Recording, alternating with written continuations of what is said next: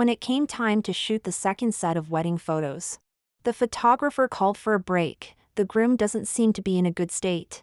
Let's take a short rest. Just now, the photographer had asked Theo to hold me and pose as if he were kissing my forehead. Usually unbothered by intimacy, Theo suddenly became awkward and unwilling. When he kissed my forehead, his expression was both forced and unpleasant. Throughout the shoot, he seemed distracted. The makeup artist came over to touch up our makeup. She was a shy girl, wearing a mask the entire time and barely speaking. Her eyes were always red, especially when she looked at Theo, as if they were filled with tears. When she came over to touch up my makeup, I clearly caught Theo's gaze falling on her. That gaze was cautious, flustered, and greedy. Throughout the shoot, I saw Theo looking at her like that more than once. A nervousness I had never seen before. When it was the makeup artist's turn to touch up Theo's makeup, he lowered his head, and their eyes met directly. The girl's hand, holding the puff, froze in midair, and both of them stood still. Theo's eyes were fixed on her, filled with intense emotion. Suddenly, he reached out and pulled off the girl's mask.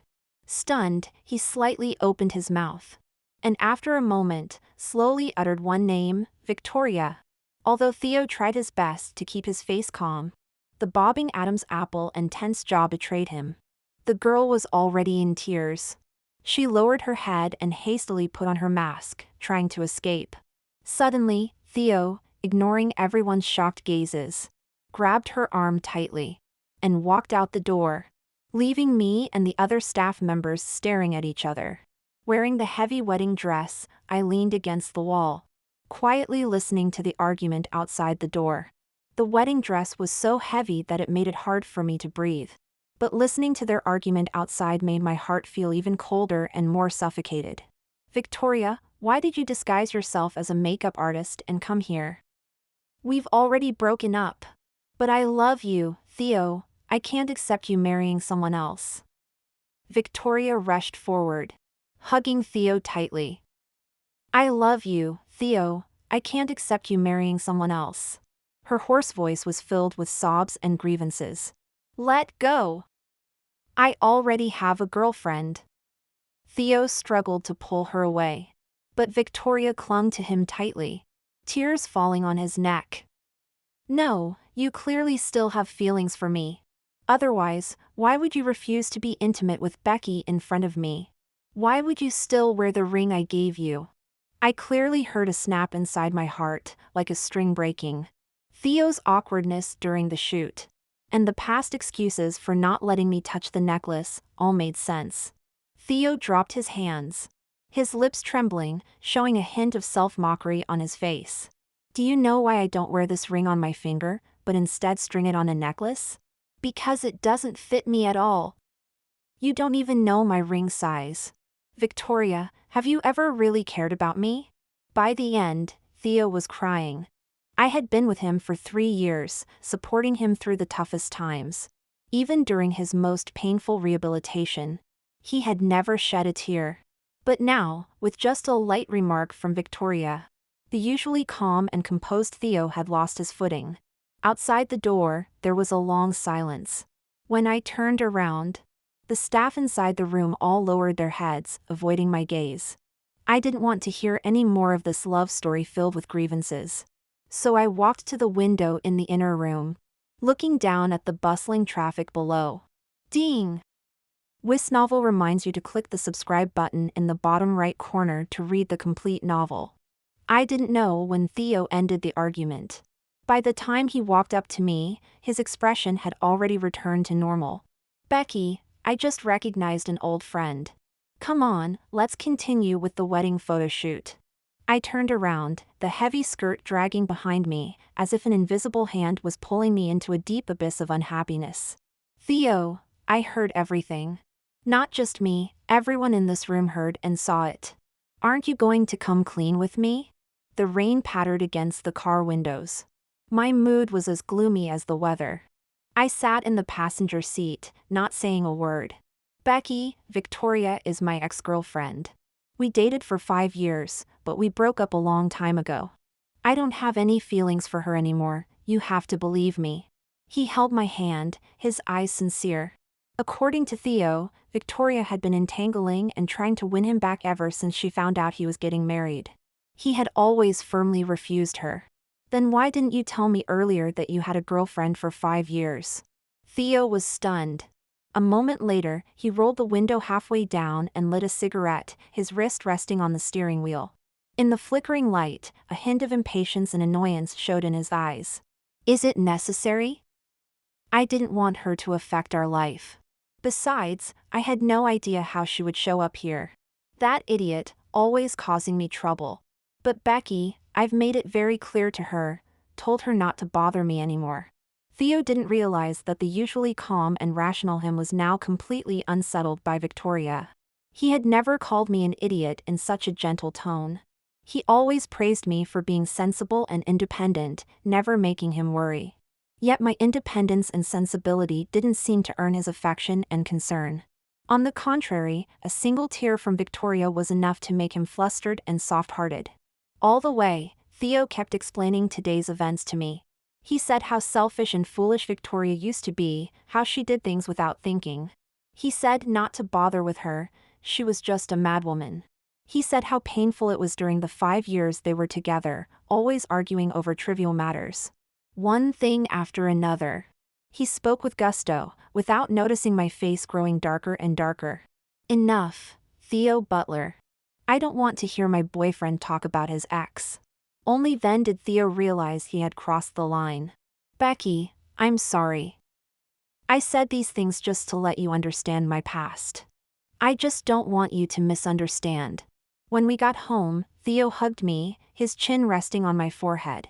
All right, Becky. The one I love has always been you. You were the one who helped me through rehab, helped me stand up again. I will always remember that.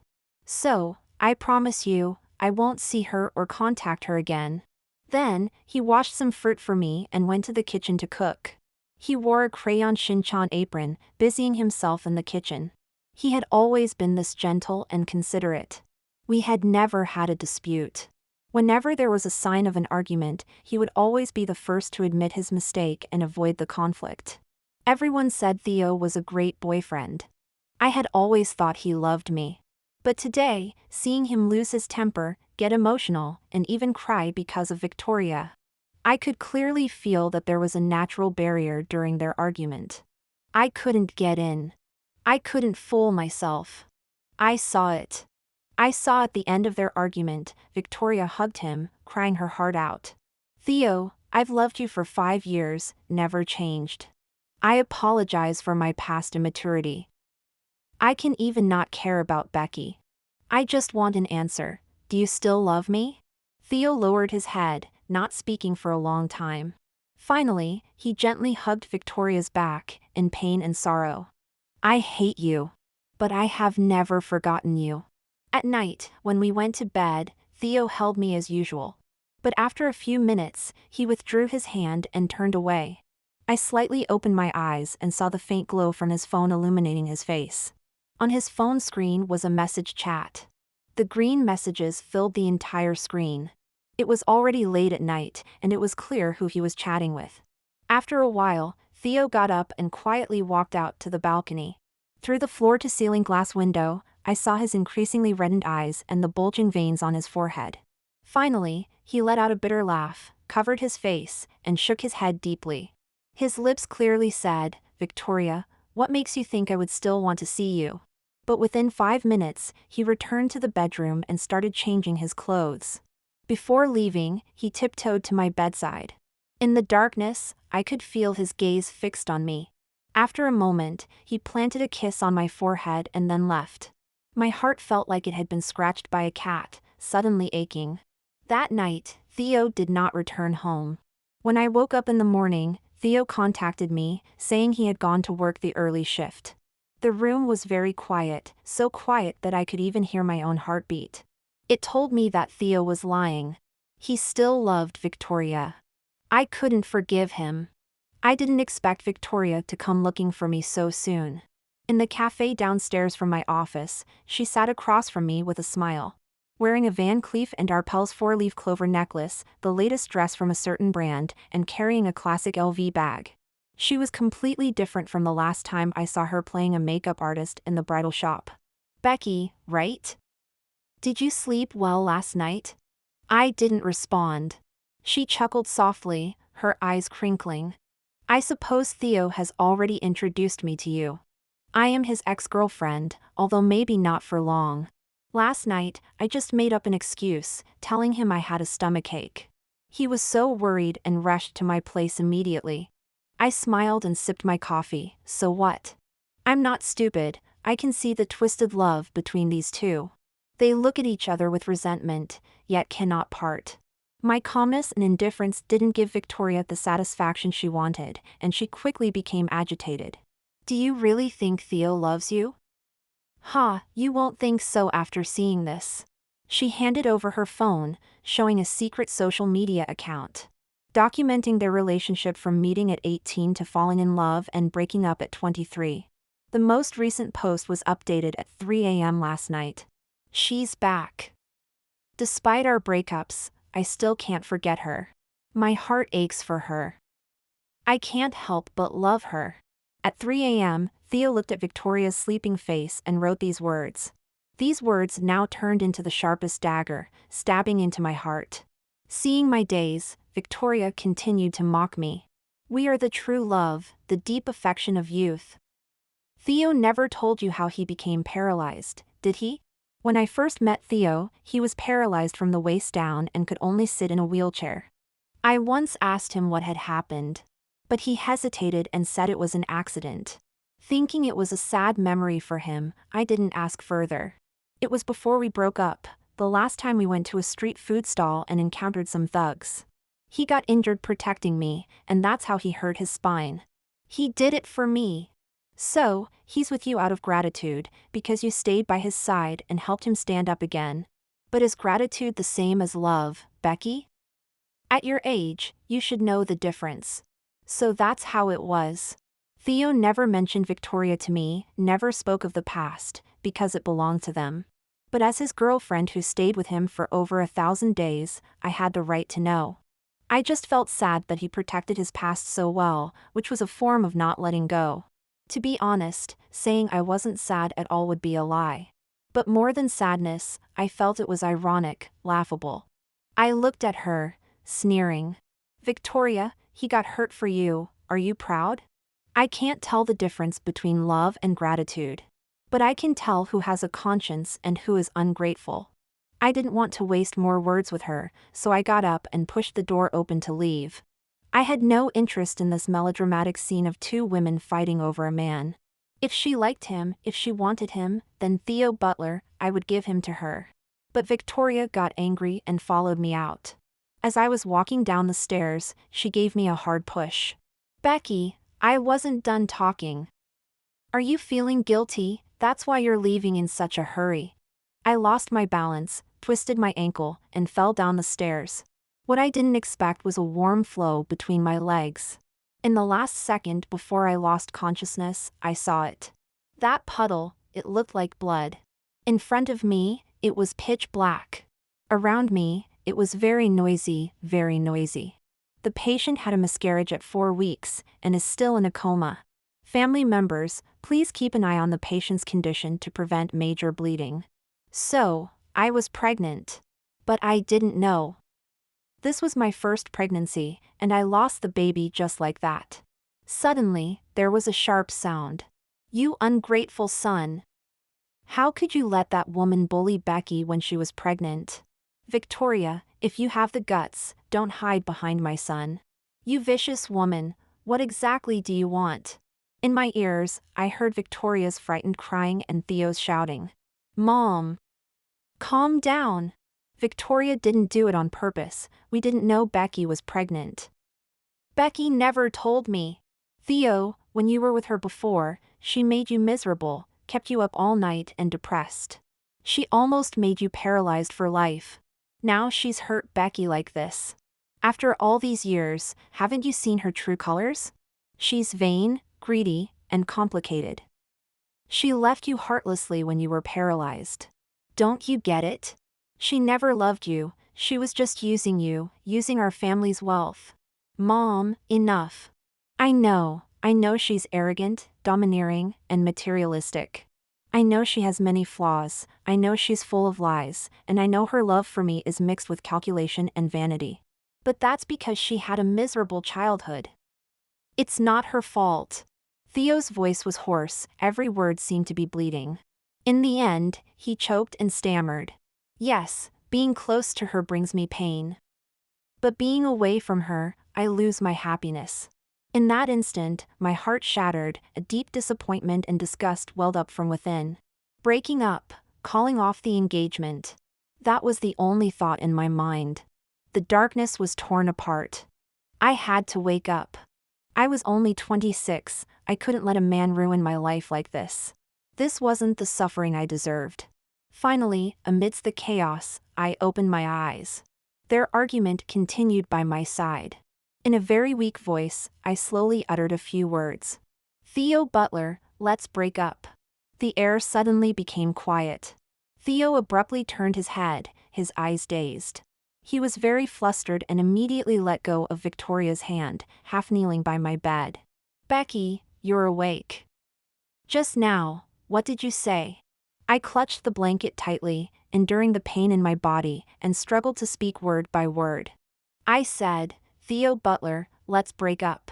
As soon as I finished speaking, joy flashed in Victoria's eyes. But before she could show more, Mrs. Butler pulled her out. Becky, this time it's Theo's fault. You two should talk it out properly, don't say things out of anger. In the hospital room, only Theo and I were left. He held my hand, rubbing it incessantly, his eyes filled with brokenness. Don't be like this, Becky. It's my fault, I didn't take good care of you. I apologize, but please don't say break up. I forced a smile. Theo Butler, I heard everything. How ridiculous. When we were taking wedding photos, I overheard his emotional conversations with his ex-girlfriend. When I unfortunately had a miscarriage, I heard his deepest confessions.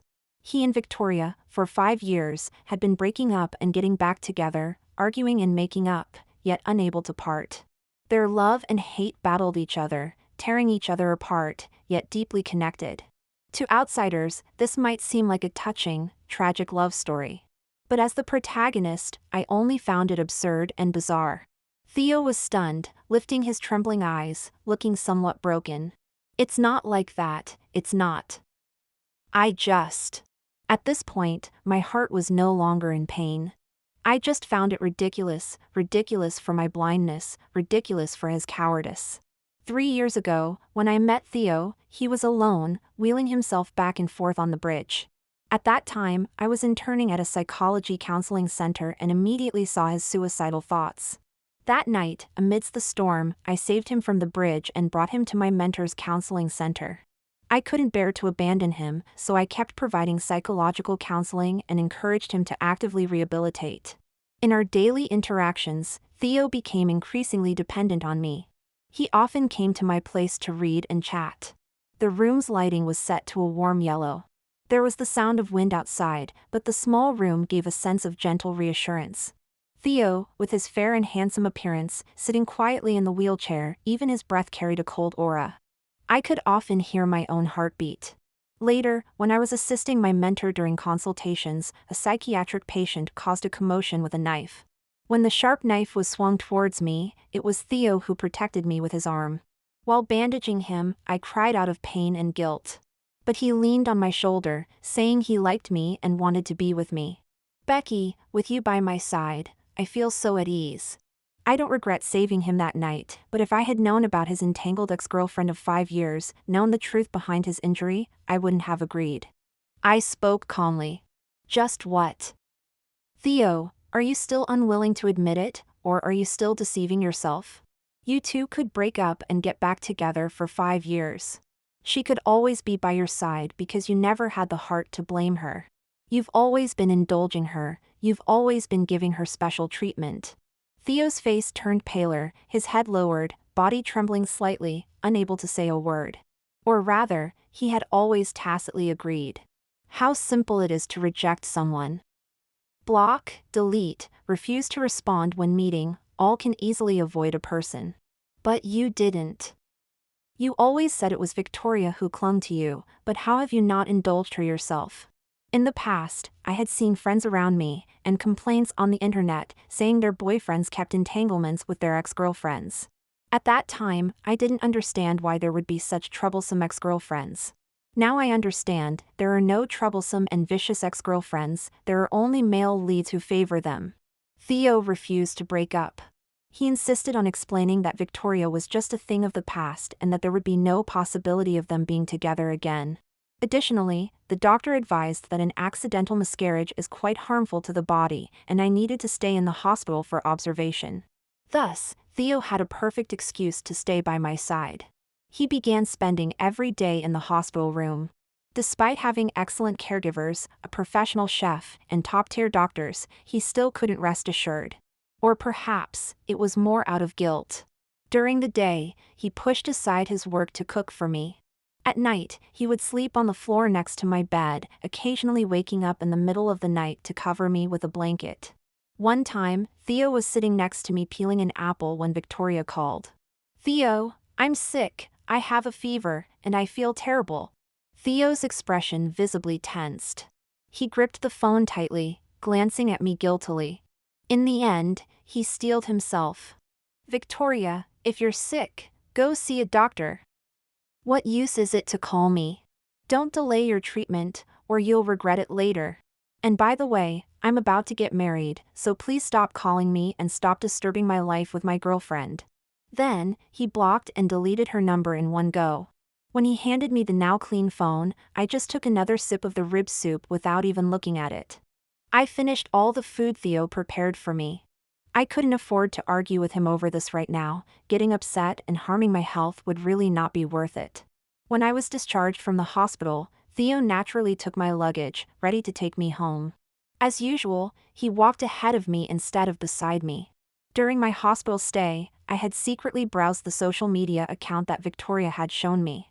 In the photos on the account, Theo and Victoria were always walking side by side, with him carefully shielding her on the inside of the street. Unlike now, where we walked one behind the other, and I always saw his tall, indifferent back. I stopped in my tracks, and Theo only realized something was wrong after taking a few steps ahead, then turned around. He looked at me, seeming to suddenly understand something, and came over to take my hand. I shook my head and refused. The whole way, we remained silent and distant. Until I got into the passenger seat, and he thoughtfully fastened my seatbelt before preparing to drive off, I finally spoke up. "Take me back to my own home. Once we get there, we'll each explain to our parents and friends about the broken engagement. And, of course, that includes your ex-girlfriend." Theo was stunned. He took a deep breath, his ring finger tapping incessantly on the steering wheel, making a thumping sound. It was as if he was trying hard to control some emotion. After a long time, his nose tingled, and he suddenly lifted his eyes, a hint of defeat in them. "Are you still determined to break up with me? Becky, I really like you. I seriously want to spend my life with you. Back then, it was you who saved me from the bridge, it was you who pulled me out of the mire bit by bit.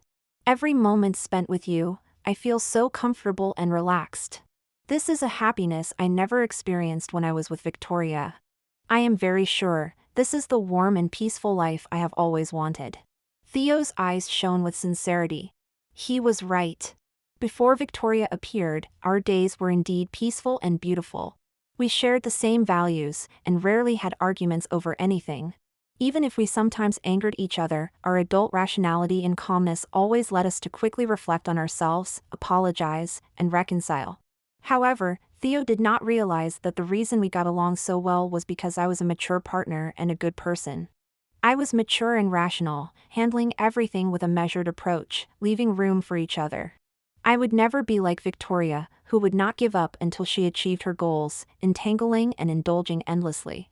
It was normal for Theo to like me. But he loved Victoria, even though she was the wrong person. "Theo, you genuinely liked me, I know that. But when I had a miscarriage, you blamed yourself for not taking good care of me. You blamed Mrs. Butler for not advising you on the signs of pregnancy. And you even blamed me for not telling you beforehand. You just never blamed Victoria. Everyone could see that it was her jealousy, hypocrisy, and scheming. But in your eyes, it was her family's fault, it was other people's fault, it was the world's fault. But never Victoria's fault. Doesn't this explain everything? You like me, but you don't love me enough. Theo's fingertips were trembling, but in the end, he didn't say a word. Until the car reached the apartment complex. He stopped the car and suddenly locked the doors. Becky. I still don't understand. I've made it very clear that I chose you. Why do we still have to be torn apart by past events? I understand everything you've said, and I know I was wrong. Why can't you give me another chance? I looked at him, a mocking smile on my face. I don't want to give him another chance because even though he says he chose me, his heart still truly loves Victoria. Even if he covers his mouth, you can't hide liking someone, love spills out from your eyes. The person involved is often confused, while the onlooker sees clearly. When he was entangled with Victoria, I, as an onlooker, saw everything clearly. To stake my future on a man who has someone else living in his heart, hoping he might change his mind in the daily grind of life, is too foolish and not worth it. Theo, it's not about whether I give you a chance or not. Ask yourself honestly, can you really let go of Victoria? You're rushing into marrying me and spending the rest of your life with me so impulsively. Are you being responsible to me? Are you being responsible to yourself? He stayed silent, saying nothing. I scoffed softly and was about to get out of the car. Just before I got out, he suddenly grabbed me, his face cold. Becky, you're so heartless. Our 3 years together, you can just throw them away like that. Not considering our past at all. I laughed. What else? Be like you? Still entangled with your ex even after breaking up? I don't want to become the next annoying Victoria. Those words were quite piercing. Since then, Theo never came to bother me again. Of course, maybe he didn't have the time to bother me. Because after Victoria found out we broke up, she immediately went to find him. And this time, Theo seemed to have a mindset of let it all go, or simply stopped suppressing his true love and got entangled with her again. The story developed just as I expected, with the love-struck pair once again caught in their cycle of love and hate. They continuously experienced sweetness, quarrels, breakups, and reconciliations. Some friends who knew the situation felt indignant on my behalf. You two just broke up, and they got back together? That's seamless. Becky, can you tolerate this? I smiled. I once read a passage in a book about star signs. There is a type of star sign relationship called an annoying relationship. This kind of relationship is most likely to fall in love at first sight, quickly become infatuated, and fall into a passionate romance. But once involved, the two cannot get along peacefully and always argue over trivial matters. They might break up in a fit of anger but soon miss each other and can't bear to part. Thus, they fall into a cycle of recurring, intense love and pain.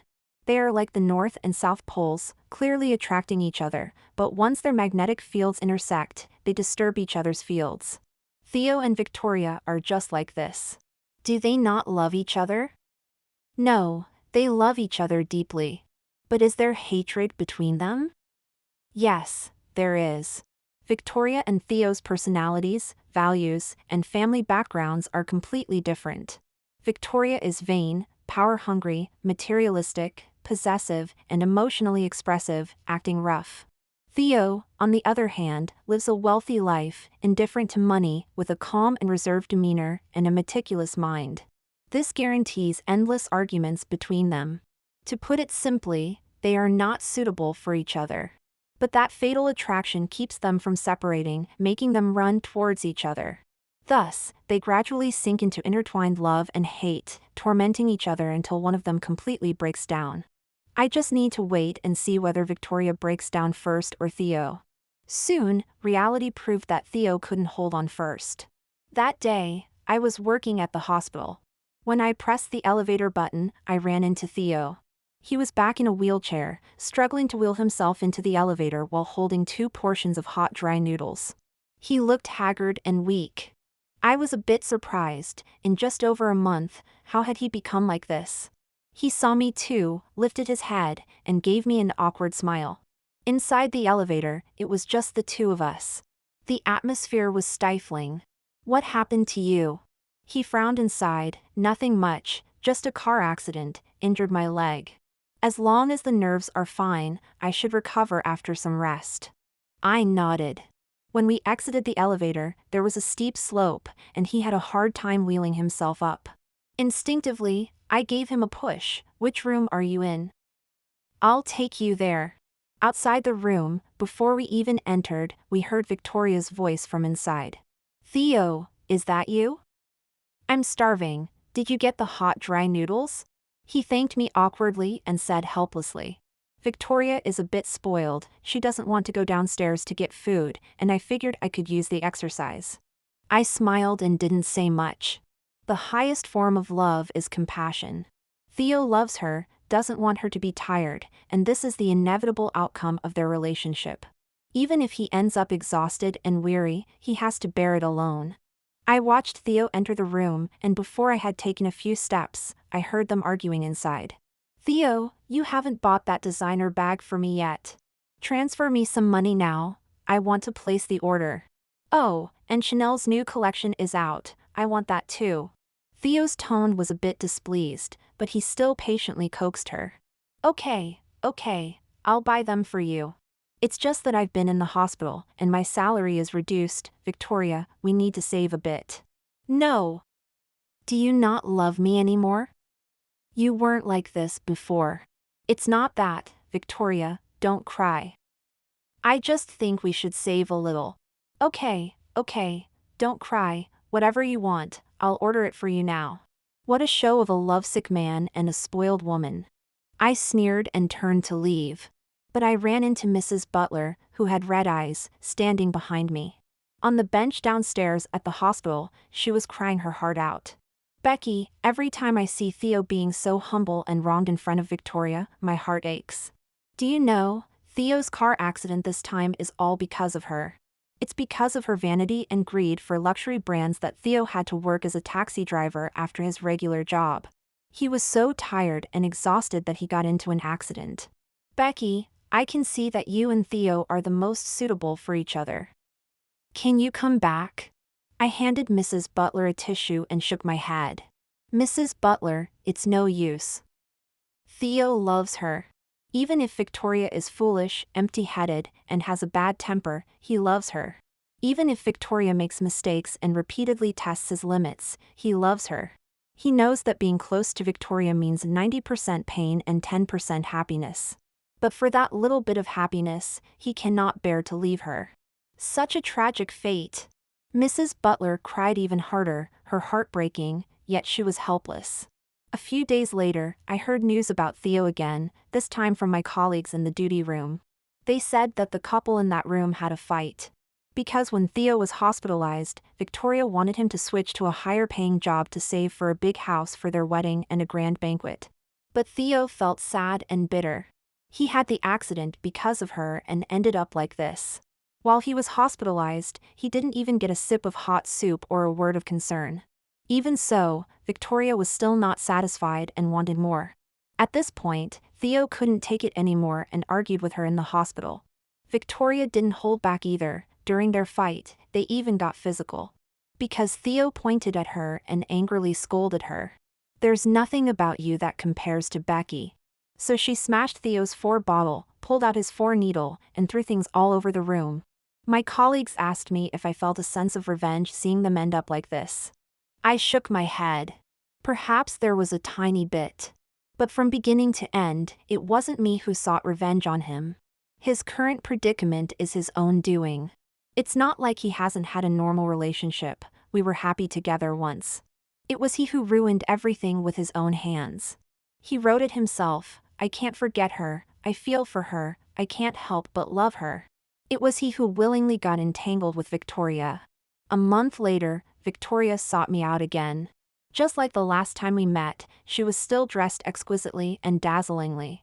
But now there was an indelible layer of sorrow and fatigue in her eyes, no longer the reckless and flamboyant spirit she once had. Becky, you won. She gave a bitter laugh. In the end, Theo still thinks of you. Even though I got back together with him, even though I stole another period of time, we ultimately couldn't stay together. That night he had a fever, I handed him water, but in his daze, he called out your name, Becky. Tell me, isn't it ridiculous? You replaced me and became the unforgettable ex in his heart. I took a sip of coffee. Oh. I don't care about such a status, nor do I want to compete with you for the despised title of ex-girlfriend. Her eyes reddened, and she stood up abruptly. Why? Don't you care about him? Don't you want to be with him? Seeing him in the arms of another woman, aren't you jealous? You're really cold-blooded, just as Theo said, cold-blooded and unfeeling. Your parents. Before she could finish, I suddenly stood up and slapped her across the face. Victoria clutched her face, full of disbelief. Me, cold-blooded and unfeeling? If I were cold-blooded, I wouldn't have saved him on the bridge. I wouldn't have accompanied him step by step through rehabilitation, I wouldn't have pulled him out of the mire. Victoria, being an ex-girlfriend like you is truly shameful. Do you think everyone is like you, scheming, hypocritical, malicious, always thinking about destroying other people's relationships? I advise you to watch your mouth. As for this slap, it's what you owed me. In the same place, in the same scenario, it was in this cafe that I lost my child. How could I not hate? By the way, I still wish you two the best. Since you chose to reconcile, stay together. Don't let either of you end up in the dating market, disgusting other people. Half a year later, I saw Theo again, still in the psychological consultation room. Last month, he and Victoria completely ended their relationship, ending their 5 years and 9 months of long love. He looked terrible, his gaze vacant, his eyes unfocused. He seemed like a lost soul, not knowing where his home was. Until he saw me, saw the pale yellow light in my consultation room. He suddenly cried like a child. Becky. I'm sorry, Becky. If I could go back to the past, back to the day we took our wedding photos, I definitely would not have taken off Victoria's mask, would not have dragged her out, and rekindled our old feelings. I kept my head down, recording the medical history. The tip of my pen scratched against the paper with a rustling sound, not stopping. Becky, can we? He suddenly seemed a bit nervous and started fumbling for something in his coat pocket. The rustling sound of writing suddenly stopped, and I looked up sharply. Theo, there are no ifs in life. By the way, according to the test you just took, it's determined that you have severe depression and need treatment. If not intervened in time, there will be a tendency to commit suicide. Theo was momentarily stunned when he heard this, but soon, he seemed to grasp at a lifeline with hope. Does that mean I can be treated here with you? I handed him the completed medical record, smiling slightly. No. Next month, I will be going abroad for further studies. Today is my last day seeing patients. Tomorrow, a new doctor will take over my position. The light in Theo's eyes dimmed instantly. He took the medical record, his palm trembling slightly as he clenched it into a fist. How long will you be gone? Which country are you going to? I looked up at him, somewhat amused. At this moment, a handsome and elegant man stood at the door of the consultation room, holding a bouquet of flowers and waving at me. I smiled slightly and waved back at him. I will go with my boyfriend. Don't worry, with thousands of miles between us, there will be no chance for you to make the same mistake again. After finishing the last bit of work, I left with my boyfriend, holding the flowers. As we walked out of the hospital's first-floor entrance, there was a ding sound.